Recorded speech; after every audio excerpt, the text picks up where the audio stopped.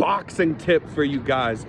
Anthony Joshua returns to the ring this Saturday against Jermaine Franklin. Now, Jermaine Franklin, a much smaller heavyweight, not really a top 10 heavyweight, even though he gave Dillian White that really good fight. So a win over Jermaine Franklin, a much smaller man that doesn't belong, up there in the elites of the heavyweight division, really won't tell us much about where Anthony Joshua is at after those back-to-back losses to Alexander Usyk. But finally, those losses have implored him to move away from the UK, move away from all the trainers that I just have the feeling from the bottom of my heart have always kind of let him dictate his own camps and the pace of them and what he's actually doing and putting in training. I like the move here to the United States full-time under the tutelage of Derrick James, famed trainer of the year last year, the trainer of Errol Spence Jr.,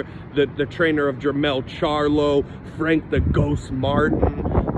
And I want to see what Derrick James can add to his game. We want to see, how does this win look? I mean, because you're expected to get the win. What I want to see is, does he win in impressive fashion? Does he knock this smaller man out that is not ranked that high in the heavyweight division?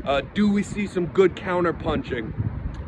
What exactly does Derrick James add to your game? Because he's going to try to, he's a fantastic trainer, so what he's going to try to do is keep what you already do well, and just add little things to it to make it his own, and add little fundamentals in there, little things, but that go very far. And this is the kind of push that we needed to see. Derrick James, you guys, is a coach that 1000%, I have zero question about, hey, how hard is the training there? You know, this is a guy that's not going to take any shit. He doesn't need Anthony Joshua, even though he's a big star. He's already got those kind of guys. He was trainer of the year last year. This is a guy that's going to say, you want to come here?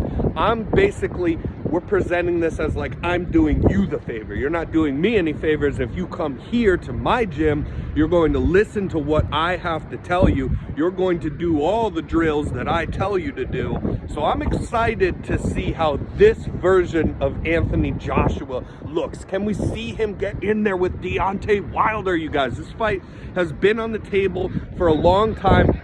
The Fury fight, I really wouldn't hold your breath, man. They're not even going to make Fury and Usyk because of a 70-30 debate on the money and so on and so forth. I wouldn't hold your breath for that. But what we could see is a hungry Anthony Joshua coming off these losses, and a hungry Deontay Wilder who has, come off of the losses and made his return in dramatic fashion, wants to get in there, wants to accept all these fights he's all over online. We can actually see that fight.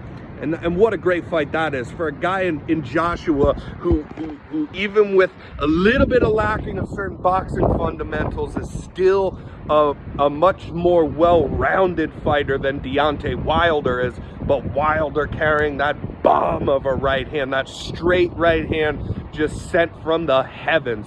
So I want to see that fight. I am curious to see what Derrick James adds to his game. Let's find out this weekend.